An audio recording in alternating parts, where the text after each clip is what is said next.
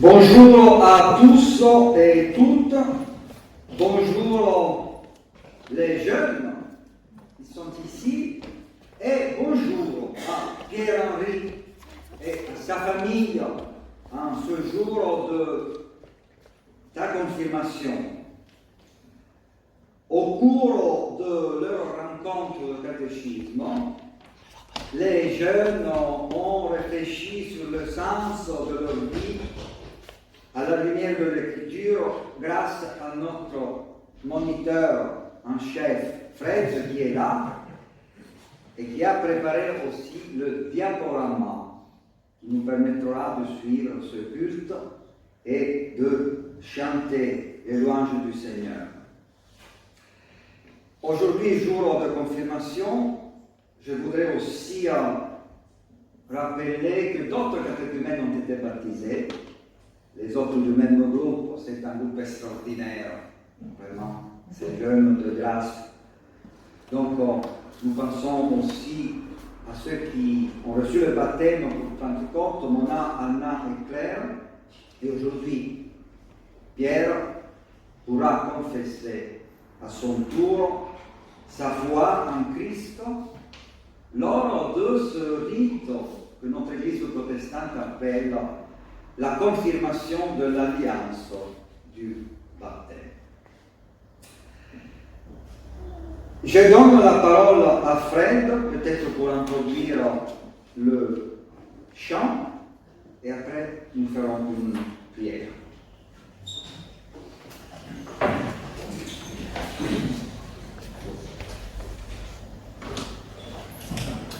Bonjour, c'est une joie d'être ici pour ce culte particulier. Je me joins à Stéphano pour souhaiter la bienvenue à tout le monde. Donc on a choisi quelques chants des cultes des jeunes, bien sûr, pour mettre un peu à l'honneur aujourd'hui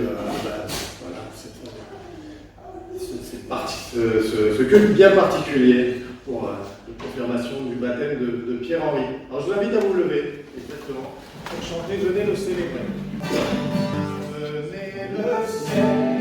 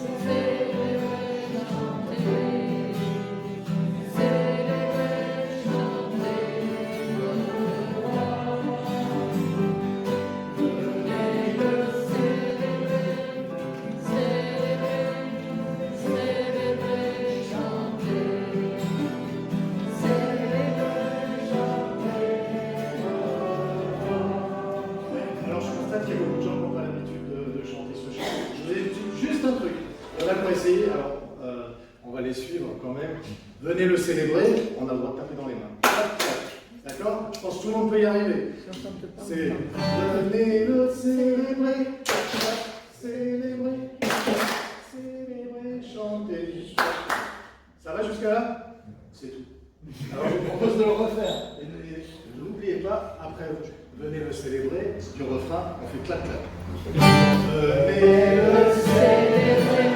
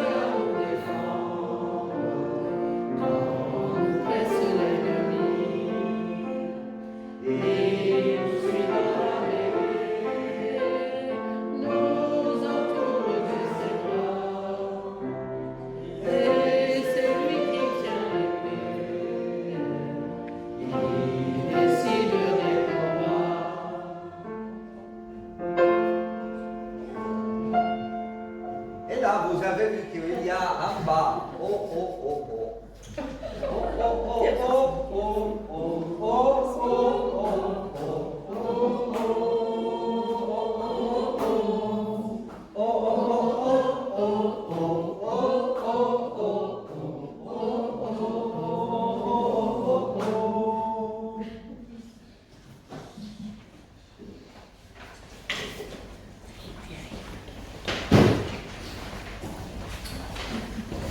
Bonsoir.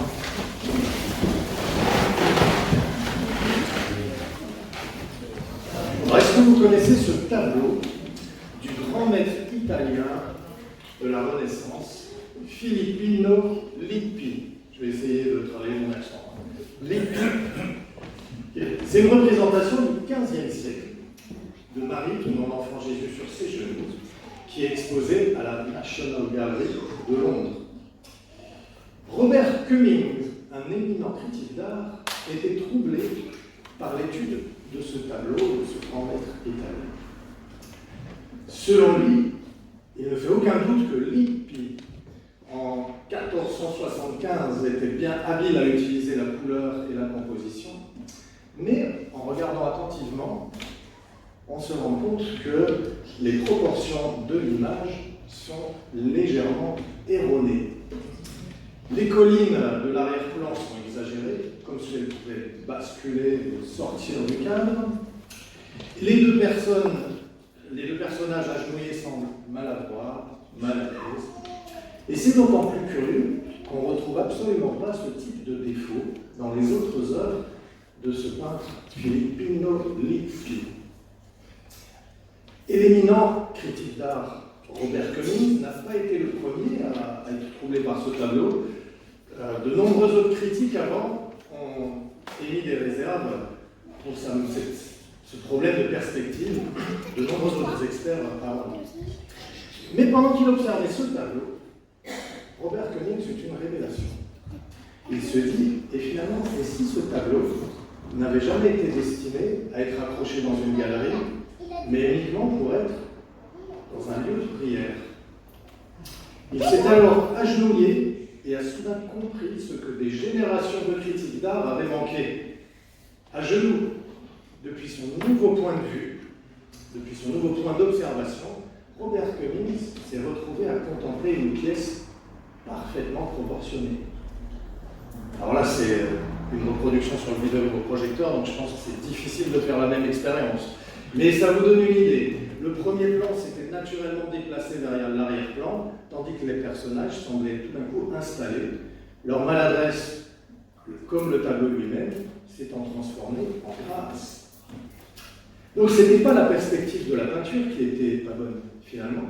C'était le point de vue des personnes qui la regardaient. Robert Cummings, à genoux, a trouvé une grâce que Robert Cummings, fier critique d'art debout, n'avait jamais réussi à trouver. Alors voilà, je crois que souvent on traverse la vie un peu comme des critiques d'art. On se tient debout, on observe les défauts entre guillemets de tout ce qui nous entoure, et on se dit il fallait pas faire comme ci, on aurait mieux fait de faire comme ça, pourquoi on mérite ça, on cherche des réponses, on se dit que, et puis finalement c'est une évidence, on ne peut pas tout contrôler, tout faire comme on en est. Alors moi je crois que Dieu nous invite à nous emmener bien au-delà de tout ça. Et c'est quelque chose qu'on ne peut comprendre que lorsqu'on est à genoux devant lui, en lui faisant 200% confiance. Voilà le bon point de vue que cette histoire de tableau nous explique. Celui de tout remettre au pied de la croix, au pied de Jésus, avec humilité, confiance et surtout reconnaissance. C'est le point de vue de l'adoration. Et quelle joie, mes amis, de redécouvrir ce monde sous cette nouvelle perspective. Alors c'est pour ça que je vous propose qu'on chante ce prochain cantique, qui dit « Je chanterai Dieu, mon essentiel ». C'est aussi un cantique qu'on a chanté souvent avec les jeunes, et je sais qu'ils aiment bien.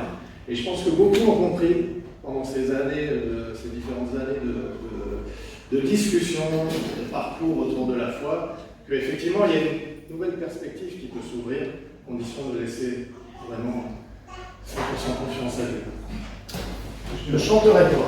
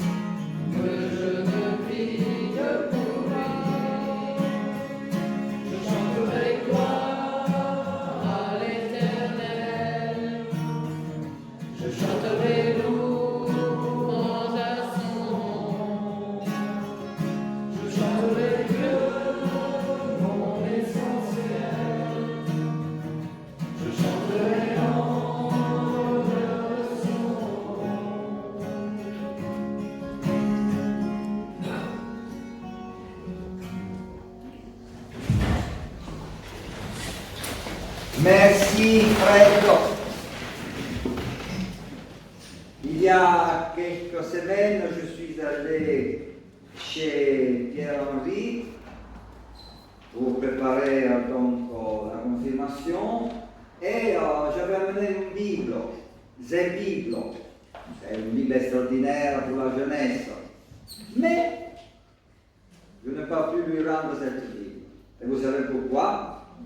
Parce qu'il avait déjà, bien avant sa confirmation. Donc, je suis allé chercher un autre livre que je vais lui remettre dans quelques minutes. Dans la Bible que je voulais donc lui remettre, dans l'évangile de Luc, au chapitre 24, il y a un texte merveilleux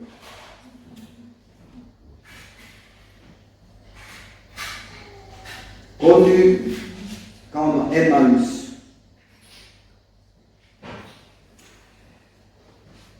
voici, ce même jour, deux disciples allaient à un village nommé Emmaüs, éloigné de Jérusalem de 60 stades.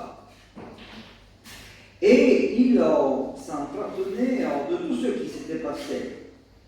Pendant qu'ils parlaient et discutaient, Jésus s'approcha et fit route avec eux. Mais leurs yeux étaient empêchés de le reconnaître. Il leur dit, de quoi vous entretenez-vous en marchant, pour que vous soyez tout tristes?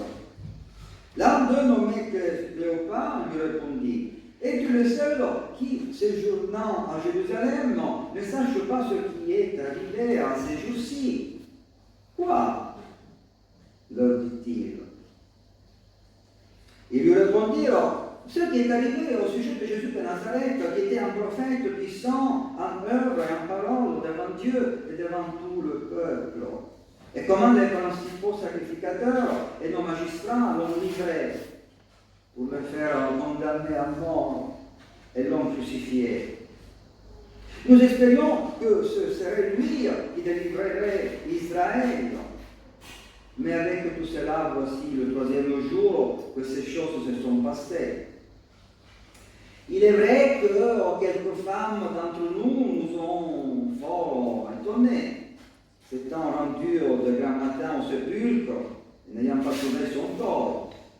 Elles sont venues dire que des anges leur sont apparus et on sait qu'il est vivant.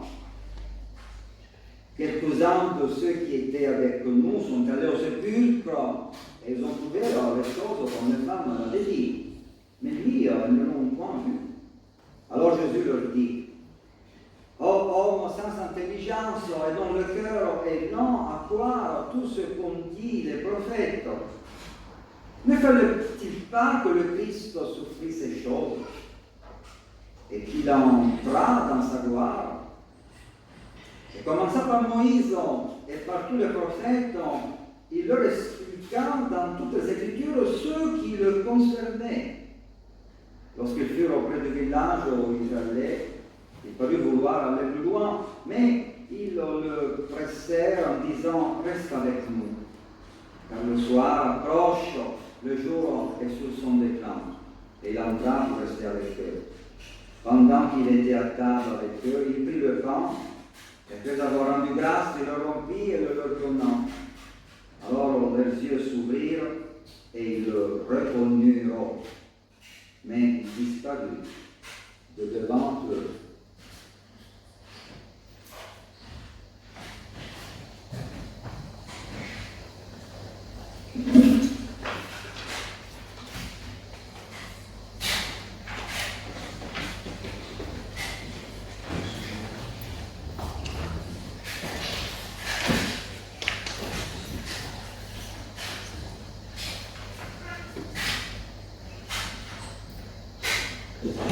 Avant de dire quelque chose sur ce texte, qui puisse aussi concerner notre Père en vie, nous allons chanter un cantique proposé par sa mère. Tu es là au cœur de nos vies.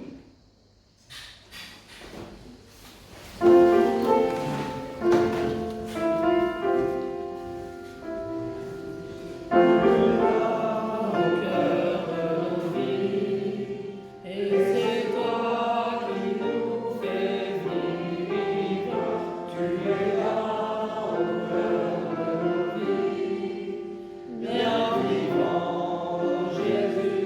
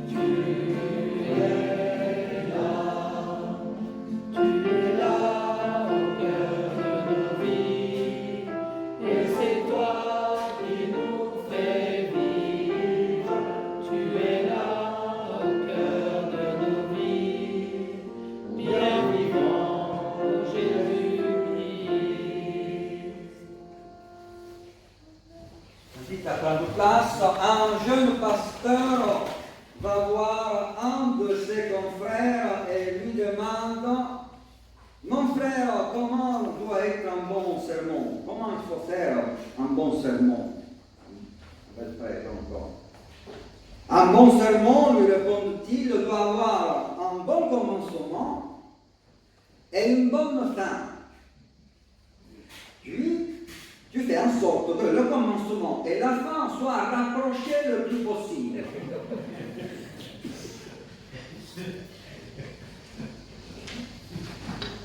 Je vais essayer.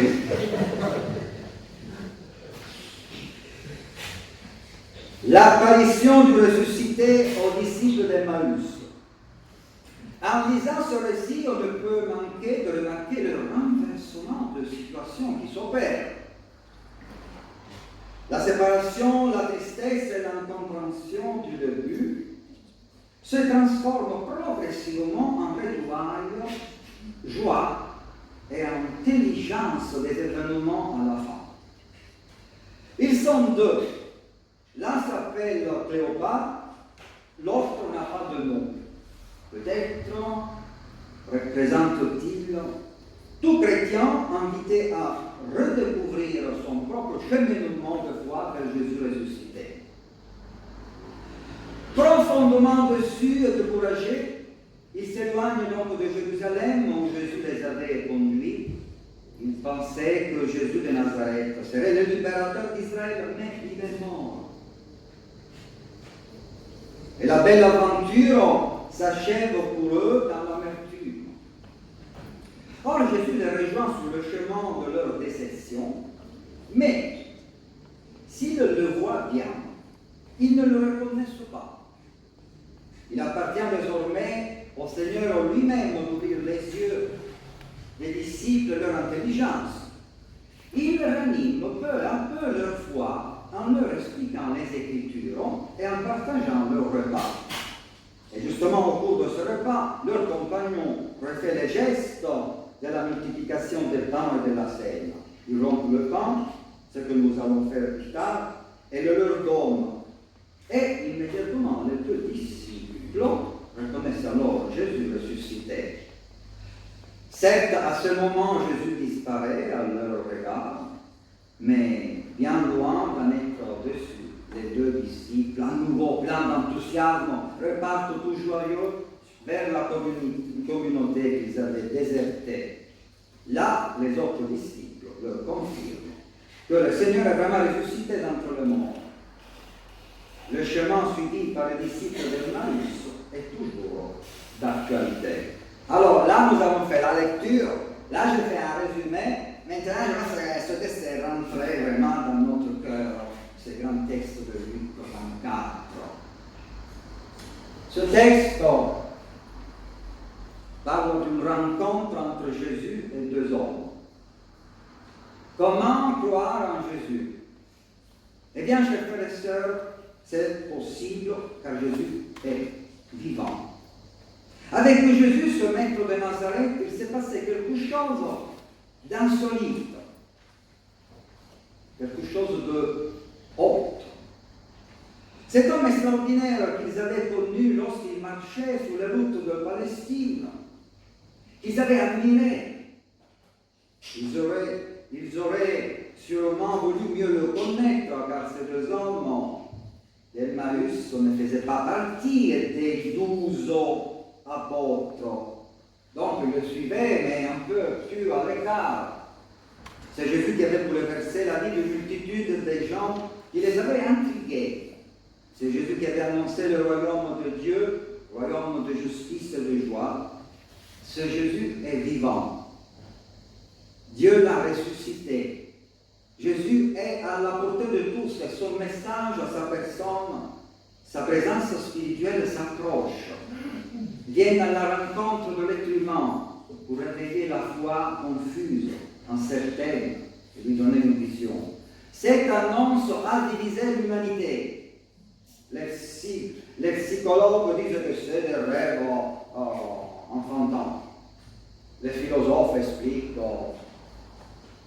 ce que nous ne voyons pas, les choses de l'au-delà d'une manière totalement différente. Ce message a fait beaucoup d'écoles de l'intelligence humaine. Remarquons deux choses. La présence du Christ n'est pas tout de suite reconnue dans sa vraie identité. La véritable identité de cet étrange inconnu qui s'approche sera dévoilée vers la fin du récit. Laissons cet inconnu entrer dans un dialogue amical sur les questions qui donnent du sens aux événements. Nous pouvons dire d'ores et déjà que Jésus est le premier missionnaire chrétien, le premier témoin de la bonne nouvelle. Pierre, tu as connu des témoins de l'Évangile, par exemple ton frère. Il est aussi un missionnaire.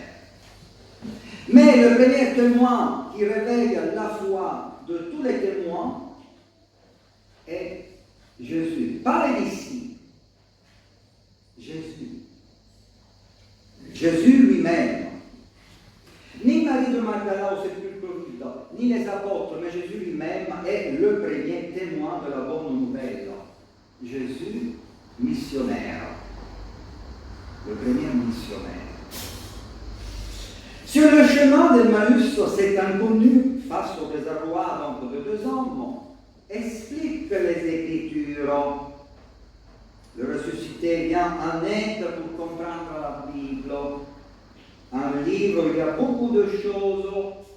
Et maintenant, sachez que Pierre Henry est capable de trouver dans la Bible les 4 évangiles. Et même il est capable de trouver les épîtres de Paul. Piano piano, continue comme ça. Le ressuscité vient en aide pour comprendre la Bible, un livre où il y a beaucoup de choses, la création de l'être humain, l'appel d'Abraham, un Dieu sensible aux cris des esclaves juifs d'Égypte obligés de construire des pyramides à cause de la vanité et de la superstition des puissants pharaons. Dieu envoie Moïse pour libérer les esclaves et leur donner une terre. Chaque être humain a droit de vivre libre et en communion avec son Créateur. Jésus explique l'Écriture sainte pour leur faire comprendre que venir au monde n'est que le début de cette aventure. Cette aventure merveilleuse nommée la vie. Il faut naître de l'esprit, il faut naître à nouveau, dit Jésus à Nicodème. Grâce à l'écriture expliquée, à l'écriture reçue, la naissance biologique se remplit d'une nouvelle naissance spirituelle. C'est ça le but de la Bible. Pierre, que tu puisses devenir un homme qui aime l'écriture et qui la laisse interpréter et pourra lui aussi, pourra toi aussi à ton tour l'interpréter et la partager.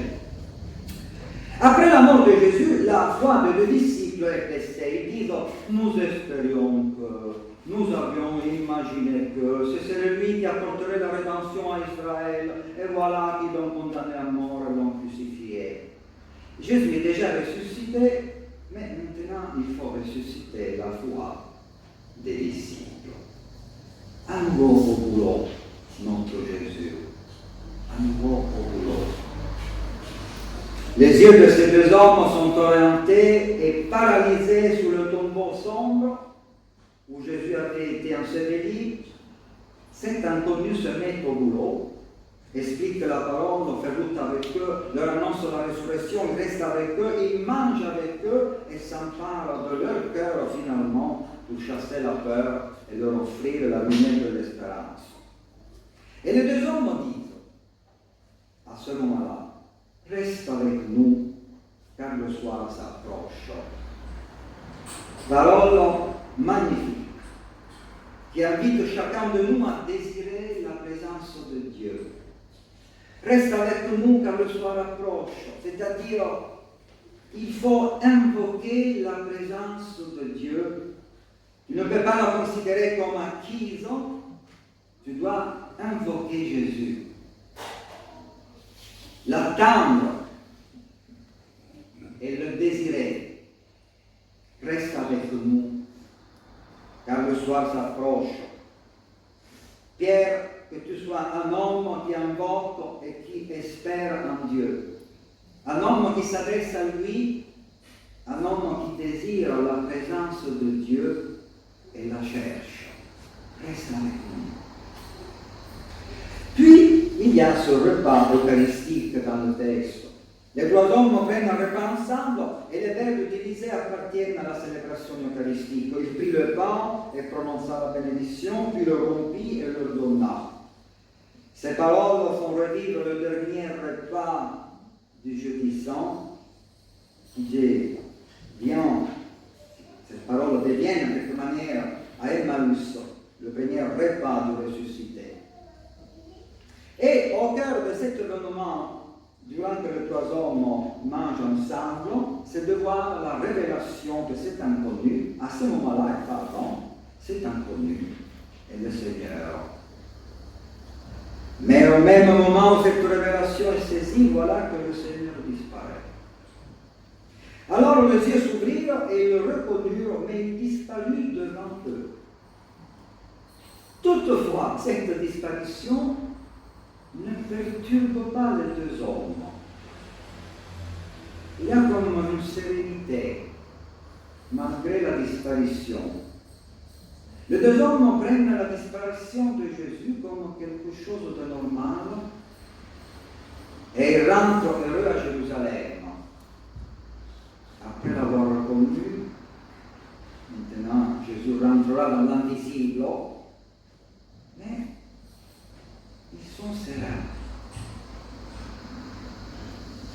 Jésus rentre dans le royaume de l'invisible, mais les deux disciples ne sont pas perturbés du fait qu'ils soient maintenant cachés à leurs yeux et aux yeux du monde.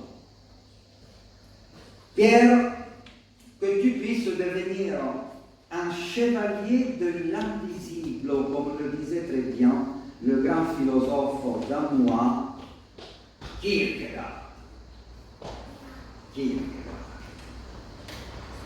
Il disait, les chrétiens sont les chevaliers de l'invisible.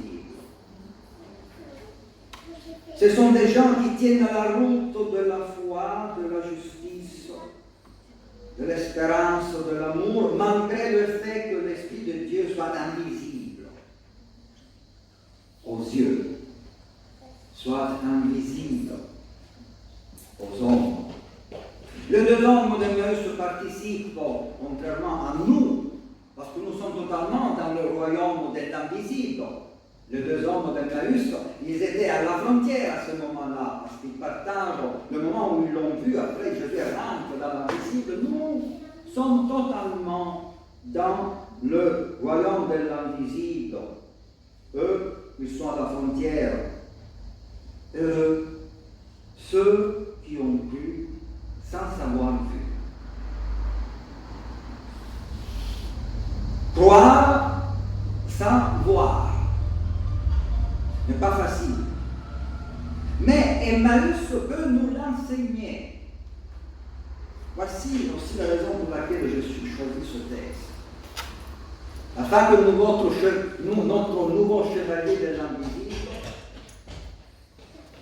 comme une nuée de témoins, puisse tenir la route de la foi, de l'espérance, malgré Jésus n'est plus visible à nos yeux.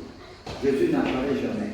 La Vierge Marie, parfois, on la voit apparaître en Italie beaucoup. Mais Jésus jamais.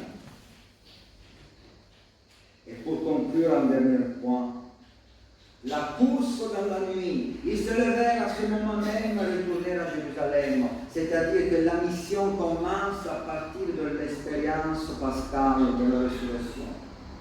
Vous pouvez y reconnaître l'endroit qui clôture tous les cultes à l'effet des gens de toutes les nations des disciples, baptisez-les, etc. et enseignez-leur à garder tout ce que je vous ai commandé. Annoncer la bonne nouvelle et devenir témoin à son proprio tour. Que cette belle histoire des deux hommes soit aussi la tienne. Amen.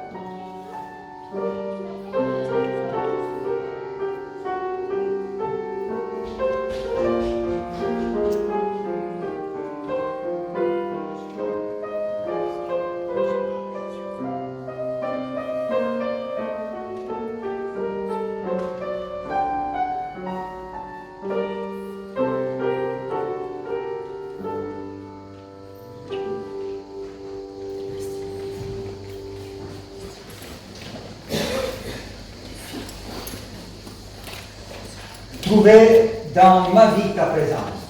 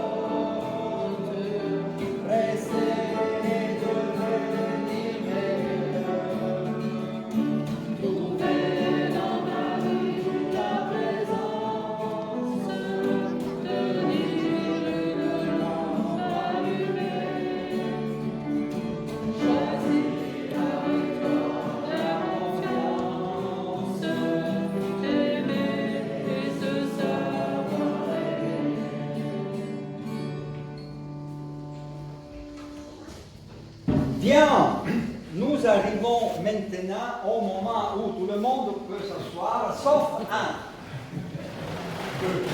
Et même deux. Parce que j'invite Fred à me rejoindre, Pierre-Henri, viens ici.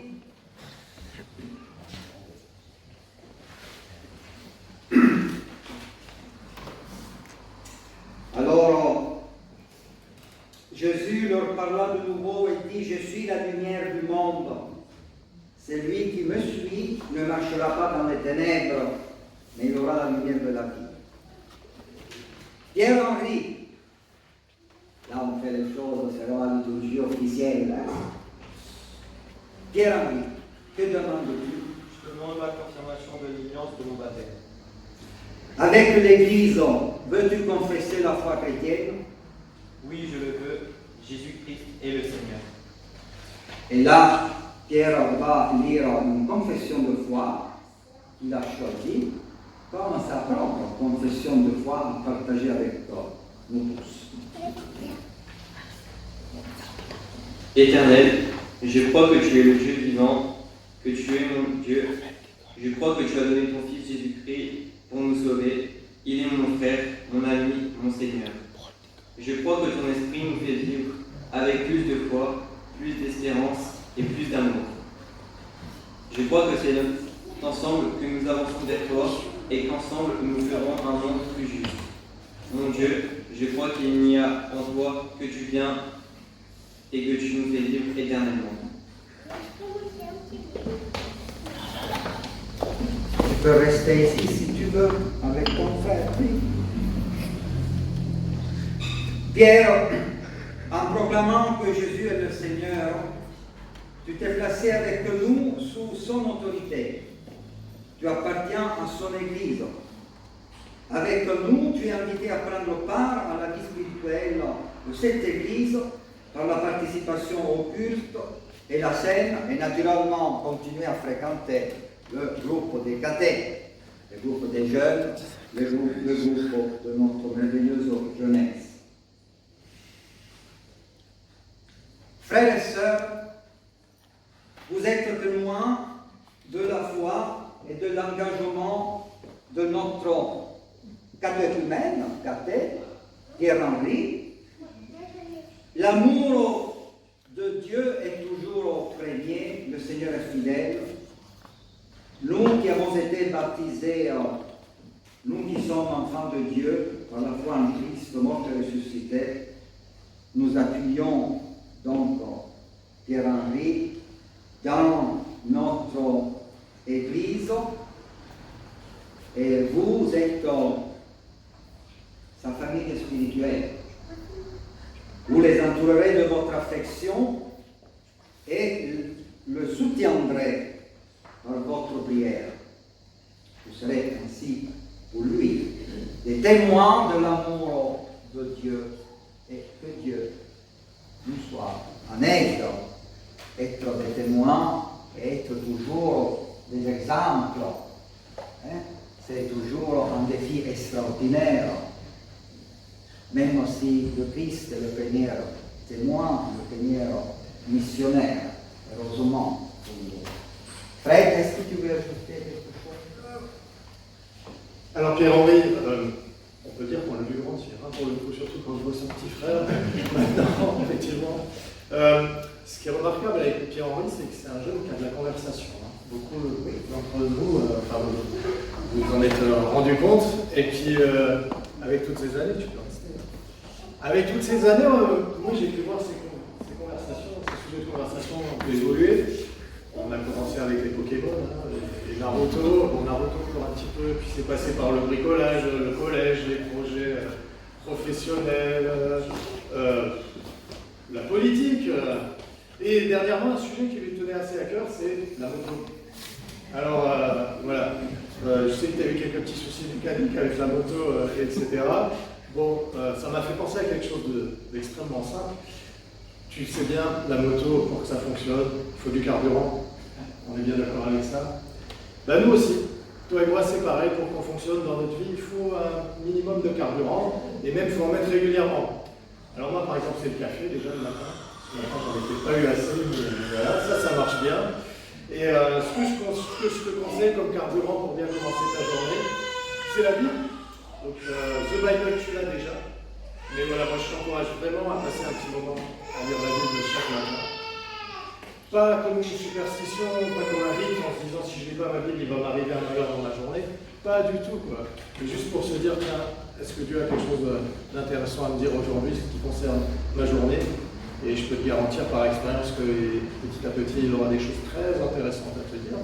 Et voilà, c'est comme ça que tu vas pouvoir te rapprocher de lui.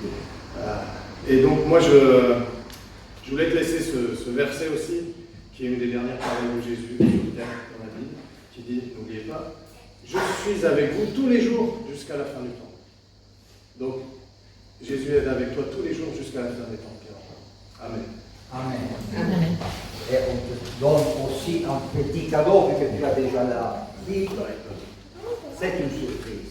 D'autant plus que tu es un chevalier de l'invisible, donc tu arrives à... même si tu ne l'ouvres pas maintenant. Sophie, tu voulais dire le ballon? Pierre-Henri n'a plus sa marraine. Et je voulais remercier ces marraines de remplacement parce qu'elles me sont demandées. Jocelyne et Chloé, je ne sais pas où elles sont, je ne les vois pas. Elles sont là-bas au fond, voilà. Et quand sa marraine a pris la décision qu'elle a prise, elles sont venues me voir en me disant on sera là. Merci. Merci.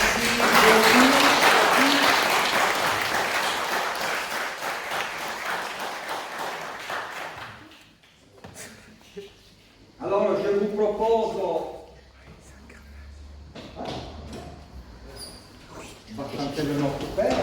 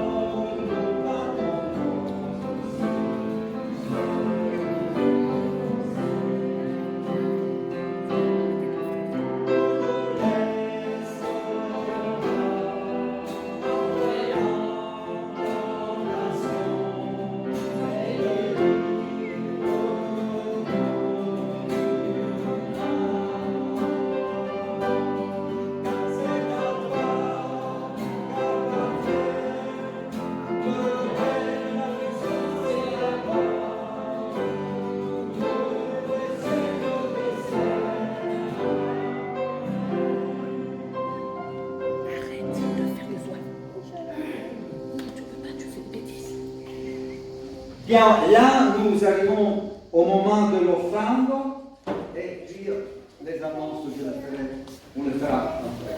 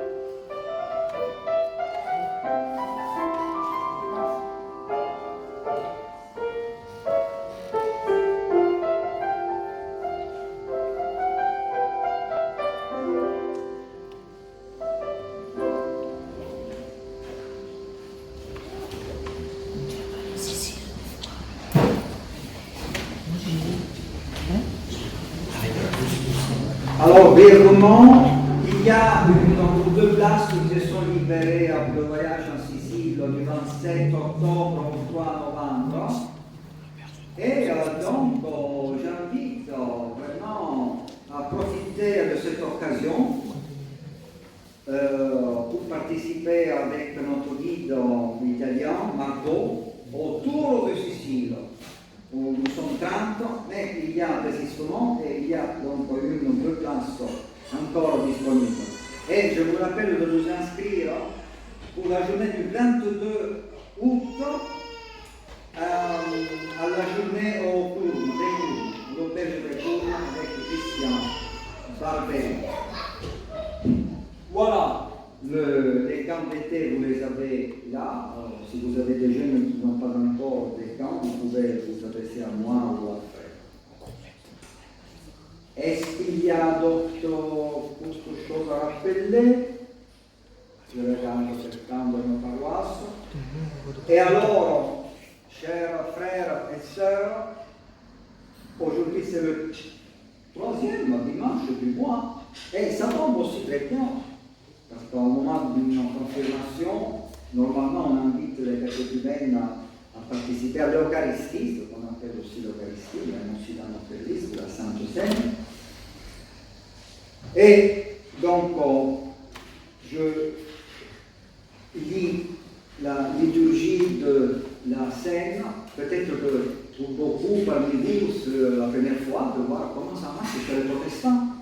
Là, vous allez un peu voir que l'essentiel, nous l'avons toujours en commun. Élevons nos cœurs vers le Seigneur, vraiment, il est juste et bon de te rendre grâce, toujours et partout, Dieu notre Père, par Jésus-Christ notre Seigneur.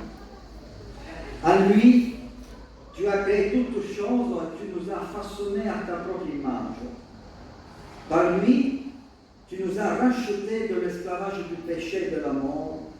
Tu nous as réconciliés avec toi et tu as fait de nous ton peuple. C'est pourquoi avec l'Église universelle, avec les anges et la grande nuée des témoins, nous exaltons ton saint nom et nous chantons ta gloire.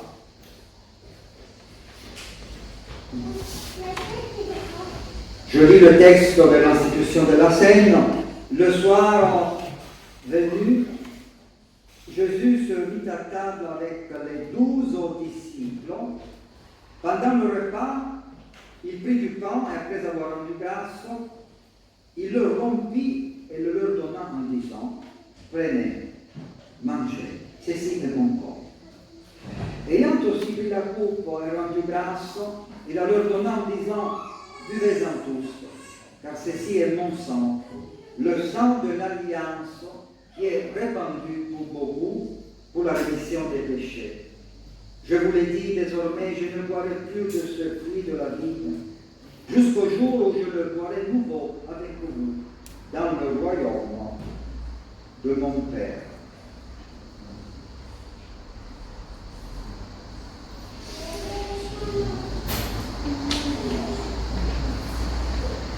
Dieu notre Père, nous te rendons grâce pour le ministère, la vie, la passion et la résurrection de ton Fils, notre Seigneur. Il a croisé un jour notre vie et il a changé notre existence. Que ton Esprit puisse nous accompagner aujourd'hui et à jamais, puisse toujours accompagner la vie de Pierre-Henri et que le signe visible de ta présence parmi nous soit aussi une force pour lui dans le moment joyeux comme dans les moments les plus difficiles. Car, comme frère de la vie, tu es avec nous, tu nous accompagnes, tu restes notre bon berger. Amen. Alors, chers frères et sœurs, le repas que nous partageons, cette communion, n'est pas un repas lié à une église confessionnelle, ce n'est pas l'église protestante qui invite, mais c'est le Seigneur lui-même qui invite tous ceux qui reconnaissent Jésus comme Sauveur et Seigneur. Naturellement, nous savons que les églises protestantes et catholiques ne sont pas en communion, malheureusement, sur ce point-là, parce que l'essentiel c'est la communion en Christ. Donc, peut-être il peut y avoir parmi vous des personnes, des frères et sœurs qui en conscience ne vont pas participer à cette communion. Mais moi je vous invite à faire le cercle, pour ceux qui le souhaitent, même s'ils sont des catholiques, et simplement laisser passer, si en conscience on veut vraiment rester attaché à la doctrine catholique romaine, on peut laisser passer le pain et le vin à son voisin. Je vous invite maintenant à faire le cercle après cette parole. Le pain que nous rompons est communion au corps de Jésus-Christ. Et la coupe de l'alliance pour laquelle nous rendons grâce est communion au sang de Jésus-Christ, le sang qui était versé sur la croix pour la rémission des péchés. Venez, car tout est prêt, je vous invite à faire le cercle.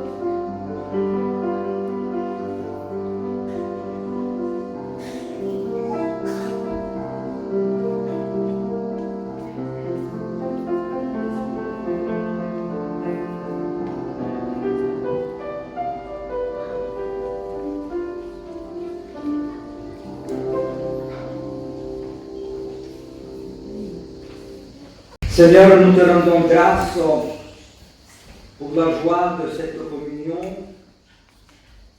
pour la présence spirituelle, réelle du Christ ressuscité en nous, parmi nous et avec nous chaque jour. Envoie-nous dans le monde avec la puissance de ton esprit, ce monde qui attend une parole d'authenticité, d'apaisement, d'amour, une bonne nouvelle.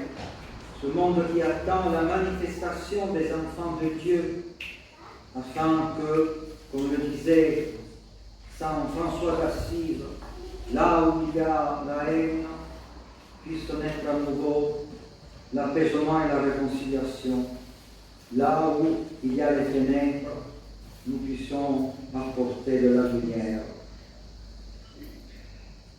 Et chers amis, c'est coutume dans l'Église protestante de conclure ce temps de communion avec le cantique de la résurrection que peut-être tout le monde connaît, à toi la gloire. Hein? Au moins, nous allons voir de chanter une histoire. On peut se prendre à la main. Hein? À toi la gloire.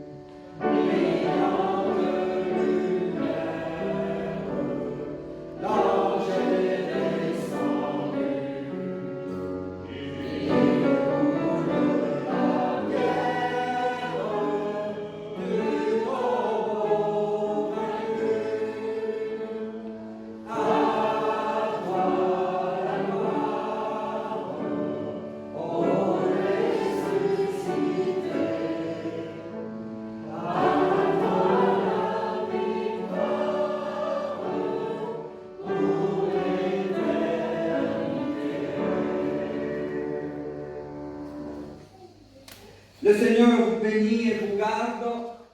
Le Seigneur fait resplendir sur vous sa lumière et vous accorde sa grâce. Le Seigneur tourne sa face vers vous et vous donne la paix. Amen. Je vous souhaite bon dimanche. Il me semble qu'il y a aussi un verre de l'amitié que nous pouvons prendre avec la famille. Hein? Merci à Nicolas et à Sophie. Et je voudrais encore applaudir notre père Henri pour lui dire